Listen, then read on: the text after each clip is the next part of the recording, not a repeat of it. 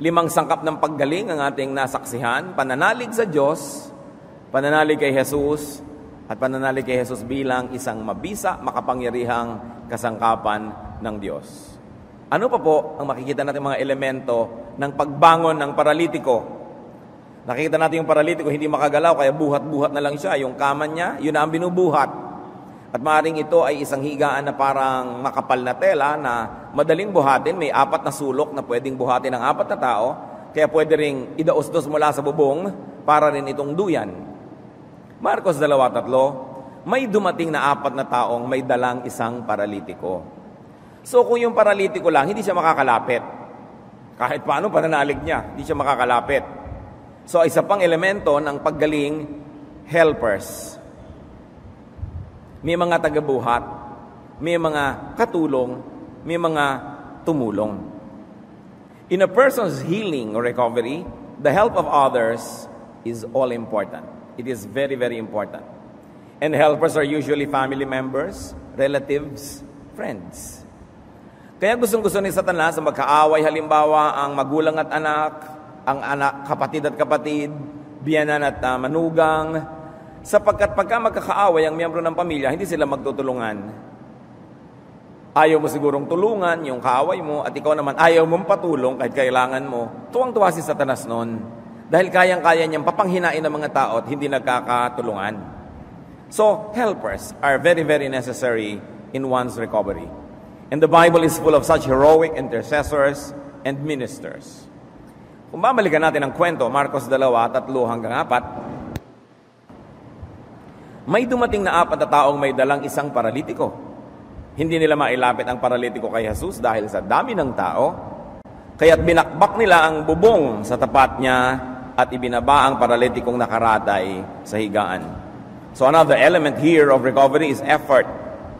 Carrying the paralytic and making an opening in the roof. Pagsisikap.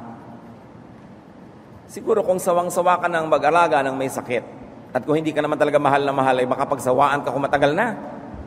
No? Dadalhin mo pa ba yan sa bawat manggagamot? Siguro lahat na rin ang pwedeng nabalitang ng gagamot ay nadala na itong paralitikong ito, nailubog na sa lahat ng mapaghimalang tubig, napausukan na sa lahat ng mapaghimalang usok, napaulanan na lahat ng mga mapaghimalang umuulalang mga talulot ng rosas at kung ano-ano, paralitiko pa rin. Pero hindi siya pinagsawaan. Dinala pa rin. Kaya napakahalaga yung pag-ibig ng kamag-anak, yung pag-ibig ng pamilya, lalo pag-ibig ng magulang at ng anak, pag-ibig ng asawa, pag-ibig ng kaibigan sa ating buhay. And you can see that there was persistence and tenacity. Talagang sobra ang pagpupumilit nila na mailapit kay Jesus. Kung mahina-hina lang ang loob mo, hindi mo nadadalhin. Tapos kung makita mong maraming tao, panghihinaan ka na ng loob, uuwi ka na. Yung mga talunan, yung laging talo sa buhay, mahilig yan sumuko. Napipigil yan ng gwardya, napipigil ng sekretarya, napipigil ng clerk, napipigil ng hangin, ng ulan, ng init, ng lamig. Kasi madaling pigilin. Pero itong nagdadala ng paralitikong ito, hindi mapigil. Kahit pa nga punong-puno na ang bahay, sinampan nila yung bubong at gumawa sila ng paraan. Hindi mo babakbakin mo ang bubong na may bubong para lang mailapit ang pasyente sa manggagamot. At may parang pa pong isang elemento dito na napakahalaga nating bigyan ng pansin. Another element of recovery here is currency. Pautang, pakisama, pambayad. Pera kaya yon o magandang pakikipagmabutihan. Bakit natin nasabi yon? Saan naman sila kukuha ng loob na bakbakin yung bubong kung wala silang pambayad? Hindi naman nila bubong yon. Kung wala silang pampagawa. O kaya ay kung hindi maganda ang pinagsamahan nila ng may bahay, para payagang sirain nila yung bubong ng may bubong. Napakahalaga po sa tao na kung wala ka man lang inipong pera, may inipon ka man lang na pakisama. Sapagkat darating at darating ang panahon, ikaw naman ang mangangailangan. Bihira naman yung taong mula simula hanggang wakas, siya na lang yung tumutulong. Dumarating yung panahon na ikaw naman ang tutulungan. Napakahalaga yung may inipong ka naman. At kung sakaling wala man na cash, may inipon ka na goodwill. So there was that kind of element in the recovery of this paralytic. And another very important element of recovery is release. The paralytic was released from the past, from the real source of paralysis. And in the case of that person, obviously it was sin. Kaya sabi ni Lord, pinapatawad na ang iyong kasalanan. The release came from being forgiven. Hindi natin alam kung anong kasalanan, kung paano naging dahilan ng kasalanan, pero nung pinagaling siya ng Panginoon, ang inuna, tinanggal yung hawak sa kanya at pagkakasaklot sa kanya ng kasalanan, pinatawad siya. Dalawang bagay lang naman para makalaya sa kasalanan. Magbayad ka o mapatawad ka. Kaya nga napakasarap ng mga anak ng Diyos, ng kalagayan, sapagkat sa pamamagitan ni Jesus ay hindi na tayo pinagbabayad ng kasalanan, pinapatawad na lang. Napakahalaga na meron tayong tagapagligtas, tagapaglinis ng ating kasalanan, tagapamagitan mula sa atin at sa Ama, mula dito sa lupa at sa langit, at yun ay ang ating Panginoong Jesus. Bago lumaya ang isang tao, bago siya makabangon sa anumang pagkakalugmok niya, yung totoo at tunay na pagbangon, kailangan mo nang mapawalan at mapalaya ang pasyente mula sa pagkakakulong, kung anuman ang nagkukulong sa kanya. Sa kaso ng pasyenteng ito, ang naging dahilan ng kanyang pagkakalumpoy kasalanan, kaya dapat siyang tumanggap ng kapatawaran at yun ang inuna ni Jesus. Ano pong kinalaman natin sa nangyari niya na matagal na? Malaki. Because people have paralysis. Lahat tayo ay may kani-kanyang pagkakalumpo. Marami po sa atin naglalakad ng matuli, nakakatalo ng mataas, pero meron tayong iba't ibang uri at anyo ng pagkalumpo. Paralysis is loss of the ability to move a body part. Ang isang bahagi ng iyong katawan o buong bahagi nito hindi mo maigalaw, paralysis yon, pagkakalumpo. So there can be a paralysis of the body. Marami tayong nakikitang ganyan, kalahati ng katawan ay naparalisado o kaya ay isang kamay, isang paa o buong katawan. There can also be a paralysis of the emotion and the soul. Nakakalaya ang katawan, nakakakilos, pero ang damdamin, kulong. Hindi na marunong umibig, nadala na. Hindi na marunong magtiwala, nasaktan na. Hindi na marunong manalig dahil sa napakaraming tinamo na mga kabiguan sa buhay. So marami pong mga tao nakakagalaw ang katawan pero paralitiko ang damdamin, ang kalooban, ang puso. No longer capable of being free because of a past. And of course, there's also a paralysis of the spirit.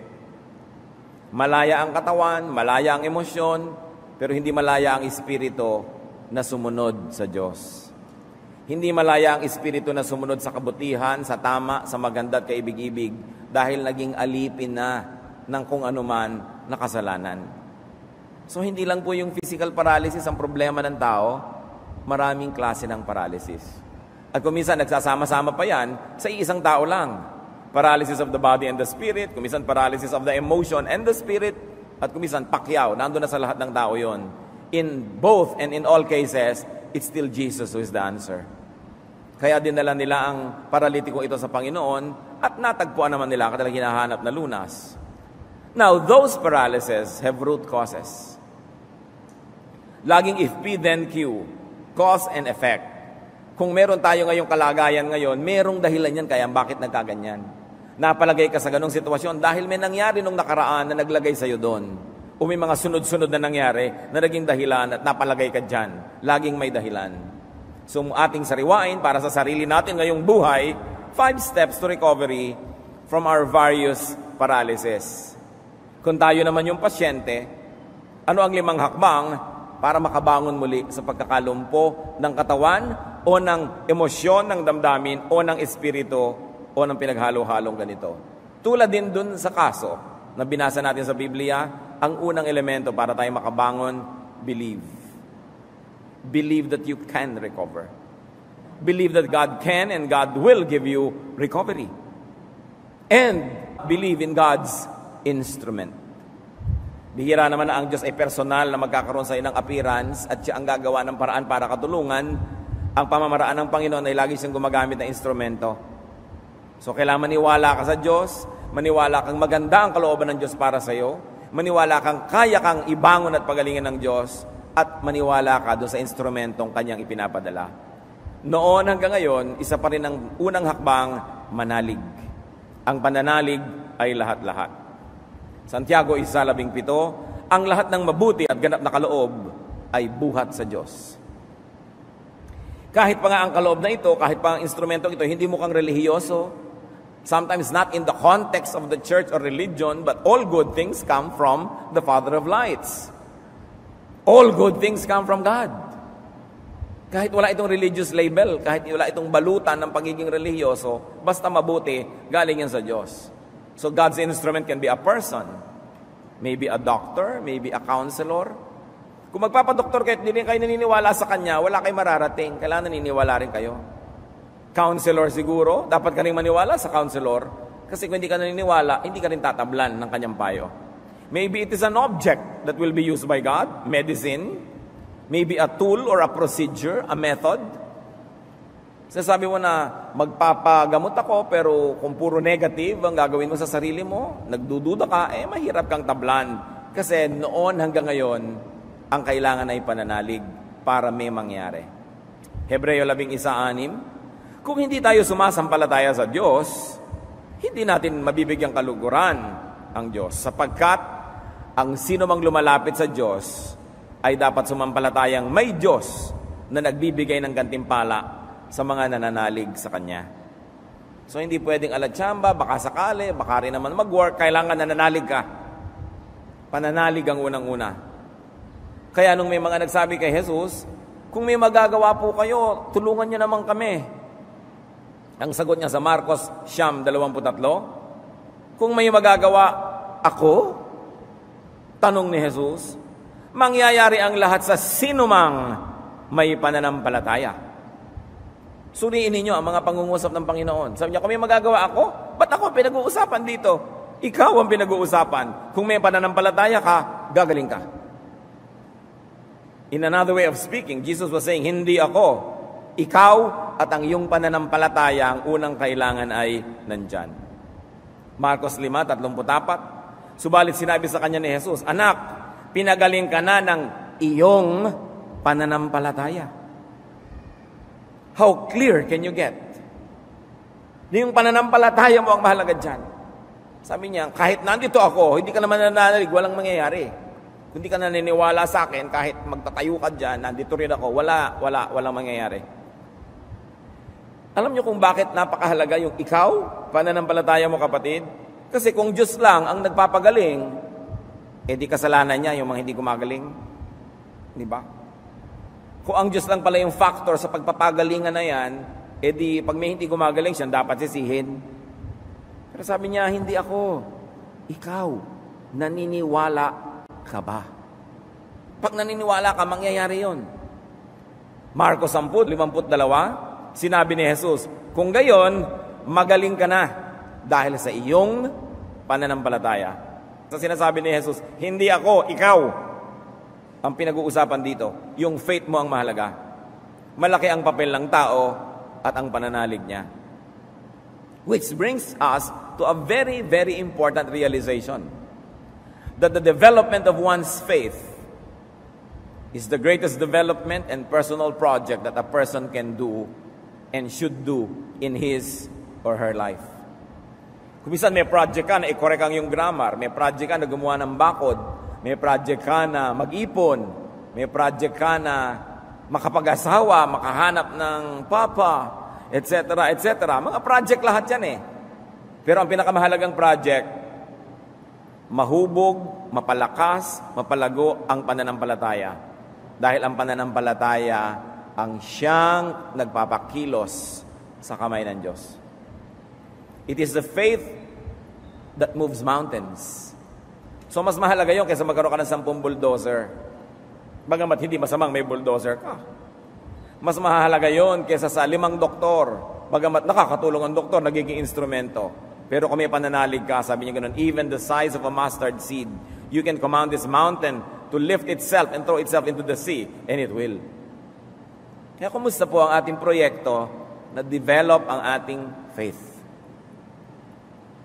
The faith of a person can do wonderful things. And only those who truly believe can move mountains. Kaya pag tinignan natin ang kasaysayan ng sangkatauhan, yung mga nakagawa ng napakalalaking mga gawaing halos di mo mapaniwala ang mangyayari, may nanguna lang doon, 1 o 2 na talaga nananalig. At dahil sa lakas ng kanilang pananalig, Marami ring nanalig din at nagkatulong-tulong, may mga nagawa sila sa buhay. All the great projects of humanity happened because people believed. Pag tinignan ninyo yung mga pyramids of Egypt, natapos yun dahil naniwala yung Pharaoh nagpagawa na matatapos. At inilagay niya ang lahat-lahat ng strength niya para tapusin yon. Pag tinignan natin yung mga rice terraces sa mga Ifugao, yung mga gilid ng mga bundok na inuka para gawing taniman ng palay, naniwala sila na kaya nilang gawing halamanan ang mga matatarik na gilid ng bundok. Kailangan ka maniwala sa ginagawa mo. Yung mga nakikita kong nagsikap, paasensuhin ang buhay, kahit na dinadaganan sila ng mundo at patuloy silang hinihila pababa ng napakarami, nagawa nila kasi nanalig sila. Kailangan ng tao ng pananalig. Half faith is no faith at all. It will not accomplish anything. Isa pang mahalaga, mga kapatid, kung ang pananalig pala ay nakakapagpalakas at may mga nangyayari pag lumalakas ang tao, napakahalaga pala na tayo man ay pinananaligan. We have to help others believe in God, and very, very importantly, we have to help others believe in us. Tatay kayo, kailangan pinaniniwalaan kayo ng inyong mga anak. Sapagkat ang paniniwala nila sa inyo, magpapalakas sa kanilang loob na gumawa ng maraming mga bagay. Nanay kayo, kailangan pinapaniwalaan kayo. Manager kayo sa opisina, administrator kayo, dapat pinaniniwalaan kayo na tama ang inyong ginagawa, may ginagawa kayong tama at mapapasunod nyo ang mga tao. Nakikita nyo pag ang mga tao na demoralized na, hindi na sila naniwala sa isang misyon, nawawalan na ng lakas. Hindi ka na naniwala sa isang pinuno, nawawalan na ng direksyon ng ginagawa ng lahat. So tayong lahat ay may pananagutan sa isa't isa na maging at manatiling kapanipaniwala. One of the best gifts that we can give to others is to make them and help them believe in us, so that through that belief, we may influence or lead them to do great things. Lalo't ikaw ay leader. Kita nyo, napakahirap naman na ikaw ay tatay, pasuray-suray ka, palasing-lasing, 5-5 asawa, wala kang kinikita, nang bubugbog ka ng asawa. Maraming mga anak ng mga ganitong tatay naliligaw din ng landas. Kasi wala naman silang mapaniwalaan, parang wala namang hero. Pero kung nakikita mo na ang galing-galing naman ng tiya ko, ang galing-galing naman ng tiyo ko, ang galing ng ate ko, ng kuya ko, pati ikaw na-challenge ka na maging magaling. Faith is important. Hindi lang faith in God, faith in people. Mga anak, dapat naniniwala pa sa inyo ang inyong mga magulang. Di ba? Para nagsisikap man sila na pinag-aaral kayo, ganado, hindi yung 7 semestre na kayo sa first year. Parang wala nang paniniwala sa inyong magulang nyo. Tinatamad na rin halos bigyan kayo ng baon o pang-enroll kasi na-erode yung faith nila. That's why we should continue to inspire faith and confidence. It is our duty to one another. And you, as object of faith, can help others tremendously. Therefore, don't destroy yourself, but build yourself up so that people can believe in you. Pag sinisira natin ang ating sarili, hindi lang sarili natin nasisira, kundi lahat ng naniniwala sa atin na maaaring mawalan ng paniniwala. At yung dapat ay maniniwala pa na hindi na dumating sa paniniwala dahil wala nang makitang paniniwalaan. Isang duty yan ng tao sa kapwa, to draw the best in each other, to inspire each other to be the best version of himself. And that is done most effectively when you yourself are believable. Kakailangan makatulong tayo sapagkat nakakatulong tayo habang tayo'y pinaniniwalaan. Ang mga bayan, ang mga bansa, nakakalampas sa mga crisis basta naniniwala sila sa kanilang leader. When your leader is believable and credible, a society, a nation can surmount any difficulty. But the problem is, when your leader has a credibility problem at hindi ka naniniwala at hindi ka nananalig, paano ka mai-inspire pag sinabi niyang magsakripisyo tayo para sa bayan? Eh siya naman hindi magsasakripisyo halimbawa. Pag sinabi niyang ayusin natin ating kapaligiran pero siya naman ay hindi maayos, napapahamak ang marami kapag ang pinuno ay hindi ka panipaniwala. So huwag ganyan ang mga pananagutan niyang faith na yan. Masalimuot. Maraming mga department yan sa buhay natin. Mayroon tayong pananagutan maging at manatiling kapanipaniwala and credible for the sake of those who need to believe in us. Pangalawang steps po para sa ating sariling recovery, allow helpers to minister to you. Allow friends and carriers to bring you relief or to bring you to the source of relief. Makinig kayo mabuti mga kapatid. Kailangan handa rin tayo magpatulong. May mga tao matulungin, pero ayaw magpatulong. Dumarating ang panahon sa buhay ng isang tao na kailangan niyang tanggapin ang tulong ng kapwa. And when you have to, be a gracious recipient. At kung talagang nabibigatan na kayo, napaparalitiko na kayo kapatid, kailangan kayong magparamdam. Kailangan kayong magtapat, magbukas ng loob sa makakatulong sa inyo. Hindi tama na ikaw lang ang tumutulong tas hindi ka tutulungan. Kasi one way ang ganong relationship. You cannot forever exhale, you need to inhale to complete the cycle. Hindi ka pwedeng bigay lang ng bigay, darating din na panahon ikay tatanggap. Maging si Paul was a very gracious recipient. Most of the time pa nga, he expected help. He demanded help. Unang Korinto 16:6, magtatagal ako riyan at maaring dyan na ako magpalipas ang taglamig upang ako'y matulungan ninyo saan man ako pupunta. Ito ang sulat niyang ipinadala sa isang bayan na pupuntahan niya. Pupunta ako dyan, maghanda kayo, dyan ako titira. Matagal, buong winter. Tutulungan ninyo ako. Hindi niya ikinakahiya yun sapagkat tumulong din naman siya sa mga taong yun eh. Filipos 4:16, nung ako'y nasa Thessalonica na, sabi ni Paul, makailang ulit ding pinadalhan niyo ako ng tulong. So, tumatanggap siya ng tulong. Bagamat konti naman ang tao na palatulong at ayaw magpatulong, pero meron ding mga ayaw talaga, mangilan-ngilan. At kung ito ang problema ninyo, ang mensahe ay para sa inyo. Kailangan tayong magparamdam kung nangangailangan tayo ng tulong. Have helpers and have potential helpers. Which brings me to a point. We must be friendly. We must have friends. Kasi kung wala ka namang kaibigan na tutulong man lang sa'yo, wala ka man lamang napakisamahan, wala ka man lang naitanim na mabuti, paano ka naman aasa na aani? Mangangaral 4, 9 hanggang 10. Ang dalawa ay mabuti kaysa isa. Mas marami ang bunga ng anumang gagawin nila. Kapag nabuwal ang isa, maitatayo siya ng kanyang kasama.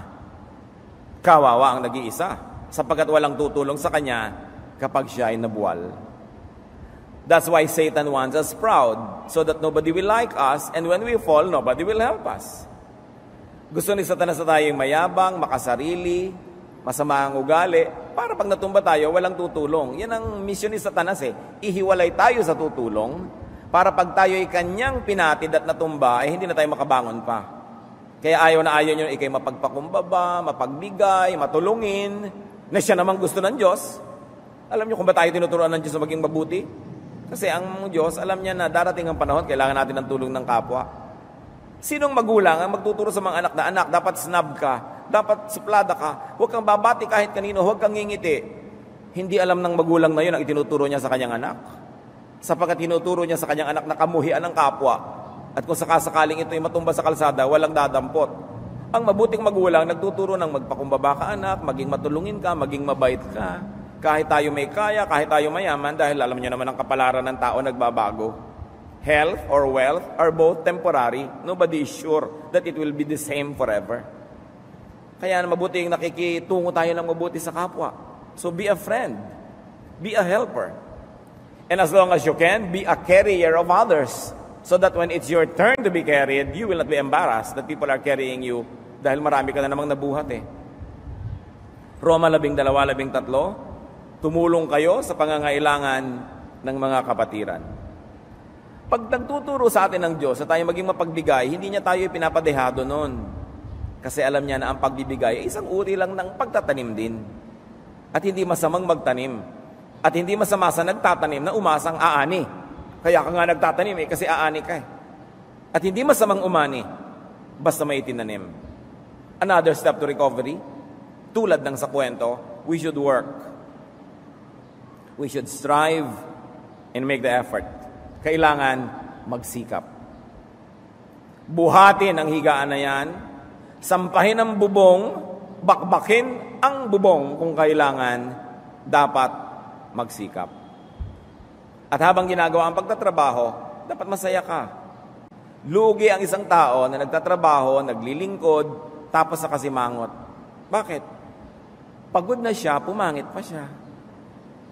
Pagod na siya, malungkot pa siya. Parang doble lugi yun. Dapat habang napapagod ka, masaya ka. Pasayahin mo sarili mo. Para pagod ka lang, pero masaya ka. Efesos 6:7-8. Maglingkod kayo ng masayang kalooban na parang sa Panginoon kayo naglilingkod at hindi sa tao. Sapagkat alam ninyong gagantimpalaan ng Panginoon ng bawat mabuting gawa ninuman. Hindi lang sa church work yan. Nag-e-empake kayo ng gawgaw, ngumiti kayo, pasayahin nyo ang inyong sarili. Nagwe-welding kayo ng mga bakal, nagvo-vulcanize kayo ng gulong, nag-aayos kayo ng bulaklak, pasayahin nyo sarili nyo. Hindi may trabaho ka, nagagalit ka at ginagawa mo yun, nagrereklamo ka, dadabog-dabog ka, walang blessing yun. So kung may tinutulungan tayo, binubuhat natin yung paralitiko, makita man lang niya na nginingitian natin siya. Kahit tayo pagod na pagod, nginingitian natin. Hindi yung bangga-bangga mo na lang siya sa sulok-sulok dahil pagod ka na. Dahil babangon din yan pagdating ng araw, baka ikaw naman yung nakahiga. Hindi, pag nag-uumpog ka rin niya. Kasi yun ang tanim mo sa buhay. Kaya yung mga, ewan ko ba yung mga masusungit na mga tiya, mga tiyo, mga stepmother, mga stepfather, ang lulupit sa maliliit na bata. That is foolishness. Dahil habang dumadating ang araw at buwan at taon, papatanda kayo, lalo lampas na kayo ng 40, 45, no? Kumbaga, 45, halimbawa, ipagpalagay na mabuhay kayo ng 90 anyos, di 45 ang alas 12 tanghali ng inyong buhay. Pag 46 na kayo, ay mga 12 quarter na kayo noon, ha? Pag 50 kayo, mga 2 o'clock na yun ang hapon. So, habang tumatanda kayo, papahina, yung inapin nyo, papalakas pa lang. Kaya pag nasa 5:30 na kayo ng hapon, malabo na ang inyong mata, gagapang-gapang na kayo, nasa katanghaliang tapat pa lang siya. Kung sabi niya, balang araw, babangon ako at dudurugin kita. Ba't ka mang-aapi ng bata? It's really a horrible foolishness. First of all, it's unkind. Second, it's unwise. Habang papalaki ang batang yan, papahina ka. Darating ang panahon, siya ang kakailanganin mo sa buhay. Hindi ko alam why people can be cruel to children. One of the nicest investments you can do is invest in children. Be nice, be good to your pamangkins, to everybody. Darating ang mga panahon, pagkakatrabaho rin yan, maaalala ka man lang tapunan ng kanilang 14th month pay. Kailangan ng tao marunong, and we should always work. At lugi ang nagtatrabaho na, tas hindi pa masaya. And we must persist. Do not give up easily. Huwag agad-agad sumusuko. Galatia 6:9, kaya't huwag tayo magsawa sa paggawa ng mabuti. Pagdating ng takdang panahon, tayo ay aani kung hindi tayo magsasawa. At pangalawang Kronika 15:7, ngunit magpakatatag kayo at huwag masiraan ng loob. Gagantimpalaan kayo dahil sa inyong mga ginawa. So in the good things that you do, especially in helping people, do not be easily discouraged. Hindi man kayo gantihan ng taong ginawa nyo ng mabuti, hindi natutulog ang Diyos. Alam niya, ang pangako niya na ang nagtatanim ay aani, kung hindi kayo papitasin ng taong inyong inalagaan, ang Diyos mismo ang magde-deliver sa inyo ng kaing-kaing na prutas. God keeps His promises. God is forever. Huwag nagsisisi, bakit ba nagawan pa kita ng mabuti? Ba't ba natulungan pa kita? Hindi pinagsisisihan yon. At tulad din nung nasa kwento mga kapatid, in recovery, have the currency. Have the money. Have the resources. Mag-ipon ng pambayad, mag-ipon ng pautang, pakisama. Baka dumating ang panahon, yung hindi nyo pinapansin noon ay pinapamigay nyo lang, maging lahat-lahat na aasahan nyo pala. Pag dumating ang panahon kayo'y walang-wala. Ecclesiastes 10:19, money is the answer for everything. Yun ang sinabi ni Solomon. Kailangan ng tao may pera. No? Kaya hari nawa sa mga tao hindi pa huli ang lahat, mag-impok kayo. Nag-iimpok tayo ng pera o nag-iimpok tayo ng pakisama. Diba? Nag-iimpok tayo ng mabubuti mga gawa. Ngayon, kung pareho natin ginawa, mas mainam. Kasi kita nyo naman doon sa 10 pinagaling ng ni Jesus, isa lang yung nakaaalalang bumalik. So marami rin tayong tinutulungan na hindi naman lahat nakakaalala yan eh. Kailangan, meron ka rin itinatabi sa sarili mo. I always caution people who are very kind and very good to always keep something for themselves also. Hindi yung puro ibibigay mo lahat sa kawang gawa, ibibigay mo lahat, tapos wala ka man lang sa sarili mo, tapos pag dumating yung panahon na nangangailangan ka, wala man lang tumulong sa'yo, asa matuloy ng loob mo niyan. Dapat keep something for yourself. while you are giving many things to others. Ang tao kailangan, dahil maraming darating na hirap, kailangan gumawa. Kailangan mag-ipon ng pera o pakisama ng mga mabubuting gawa. Unang Timoteo 6, 18 hanggang 19. Turuan mo silang gumawa ng mabuti at magpakayaman sa mabuting gawa. Sa gayon, makapag-iimpok sila para sa matatag na hinaharap. Si Paul, sa kanyang mga nagawang kabutihan, at dalawa lang naman yon, ipinakilala nila ang mga tao kay Jesus o kaya ay pinalago niya kay Jesus ang mga tao. Hindi siya kailanman nagatubili na mamitas mula sa kanyang mga itinanim. Sa Philemon 1, 18 hanggang 19, sapagkat mayroong isang naging convert, si Philemon na slave. At kilala niya yung dating amo at takas na alipin itong naging Kristiyano. So binigyan ni Pablo ng sulat, o bumalik ka sa amo mo. Sabihin mo, palayain ka na niya, sabi ko. No? At sabi niya sa Philemon 1, 18 hanggang 19, dun sa amo, noong slave na naging Christian, kung siya may nagkasala o nagkautang sa'yo, sabi ni Paul, sa akin mo na ito singilin. Hindi ko na dapat banggitin pa na utang mo sa akin ang iyong pagkakakilala kay Kristo. Nakita niyo, walang patumpik-tumpik si Paul. Ha? Sa inyo, kung may utang man ito, burahin mo na. I-charge mo na sa akin. O gusto pa bang ipaalala ko sa iyo na kaya ka lang naging Kristiyano dahil sa akin?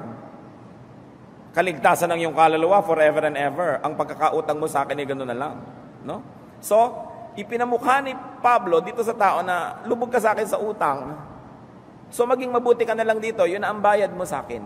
Huwag mo na lang siyang singilin pa. No? Yung pagpapakilala sa tao kay Kristo at pagpapalago sa kanya kay Kristo ay dapat tinatanaw nung mga nakakilala at mga lumalago. Tulad sabi ni Paul, hindi ko na ipapaalala sa iyo na lubog ka sa akin sa utang dahil nagkaroon ka ng spiritual life at nagkaroon ka ng development dahil sa akin ministry. So, dahil may tanim siya, hindi siya nag-aatubili, no? Na lumapit din at pumitas. And finally, sa 5 hakbang na nakita natin doon sa kwento at i-apply natin sa ating buhay, be free from the cause of paralysis. In the case of that person in the Bible, it was a sin. At kung sa atin din may paralysis tayo, be free from the sin that you committed or the sin that was committed against you. It must be a sin or a mistake or an unfortunate event. Pansinin niyo mga kapatid, maraming tao, paralitiko sila ngayon. Hindi sa katawan, ha? Paralitiko ang damdamin, ang isip, ang puso, ang kaluluwa, ang espiritu, dahil sa nakaraan. Ayaw nang bigyan muli ang puso ng pagkakataong umibig dahil nadala, hindi ba paralysis yan? Ayaw na uling magnegosyo dahil nalugi, paralysis yan. Ayaw na uling sumakay sa eroplano dahil nahulog ang eroplanong sinasakyan niya at salamat na lang siya sumabit sa isang punot na buhay pero ngayon ayaw nang sumakay. Paralysis yan. Yung mga phobia, paralysis yan. Yung mga natakot na magpagamot dahil minsan nagkaroon ng allergy, paralysis yan. Kasi pinipigil kanyang kumilos at pinipigil kanyang gumawa ng marami pang bagay na pwedeng gawin ng malalayang tao.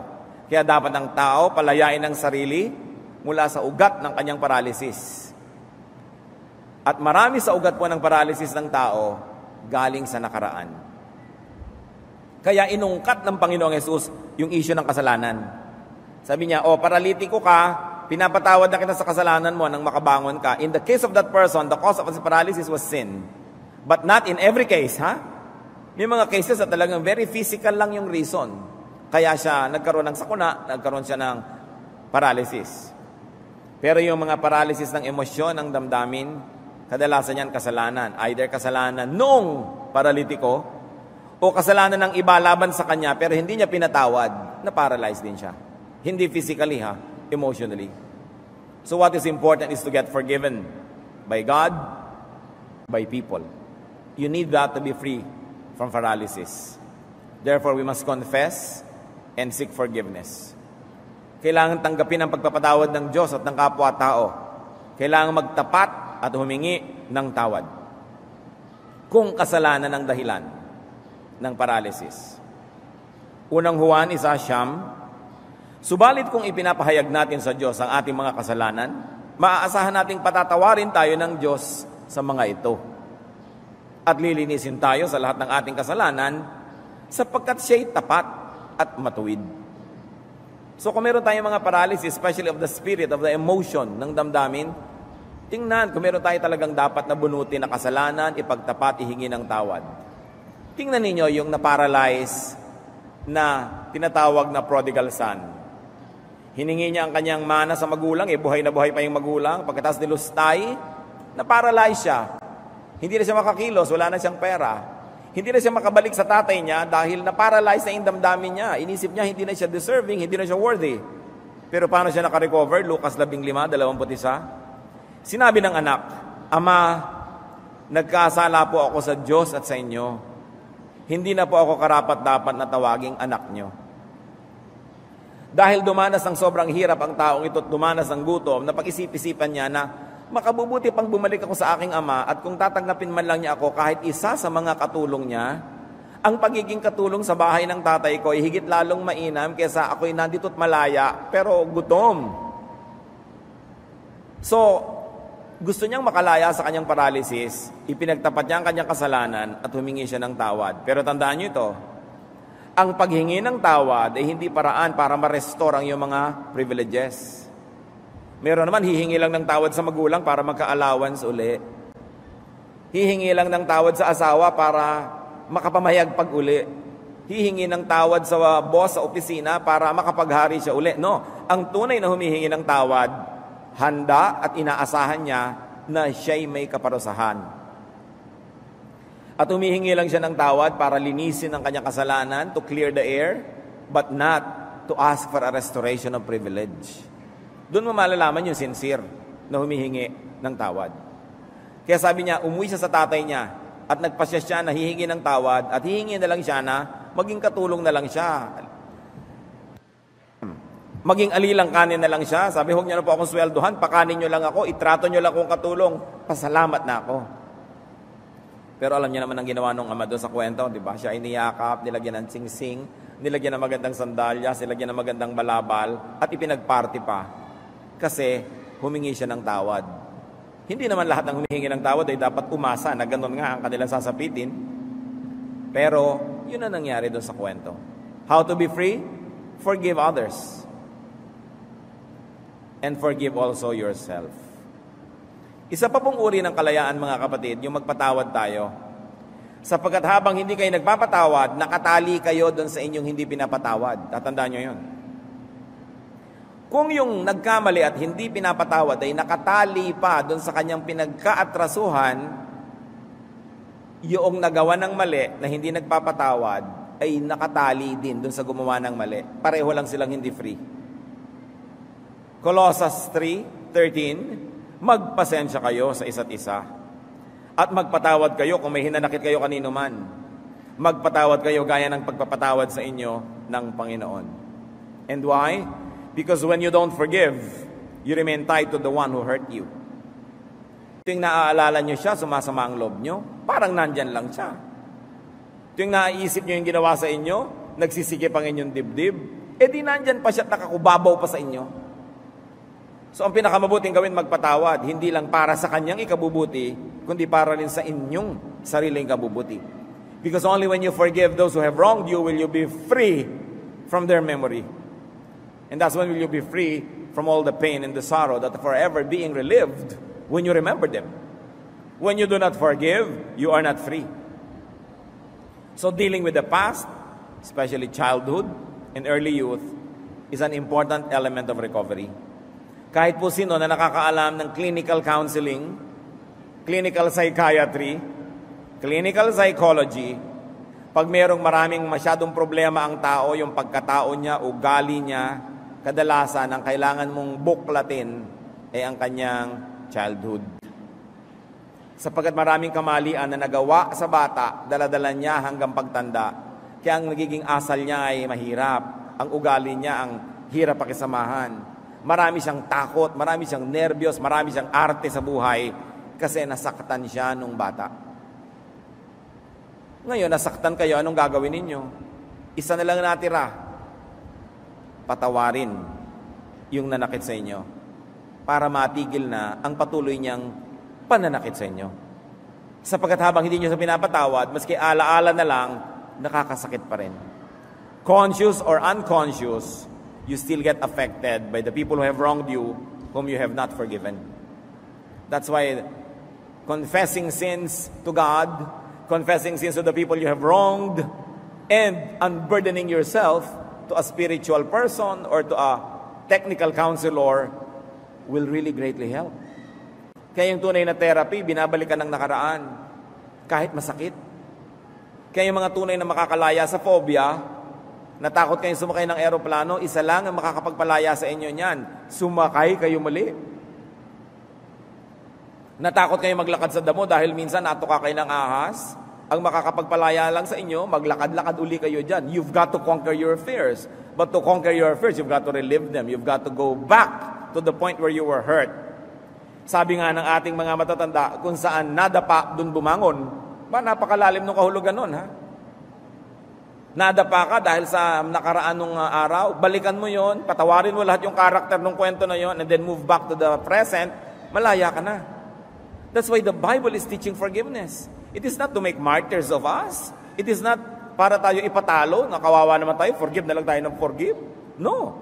Because when you forgive, you are set free. Kailangang bunutin ang ugat ng paralysis.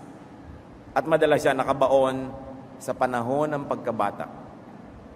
Halos lahat ng tao na may mahirap na ugali, ang dahilan, either siya inaapi, napagsamantalahan, nasaktan, naabuso nung bata pa. May project tayo mga kapatid. Kasi kung kayo yun, project nyo yan na makapagpatawad. Magpatawad tayo dahil tayo makadiyos at mabait. At kung hindi man, magpatawad dahil tayo matalino.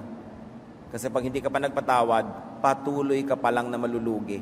Laki na ng laki yung damage. That's why forgiveness is the greatest cure. And when Jesus saw the paralytic, sabi niya, your sins are forgiven. First things first, it is really about the past.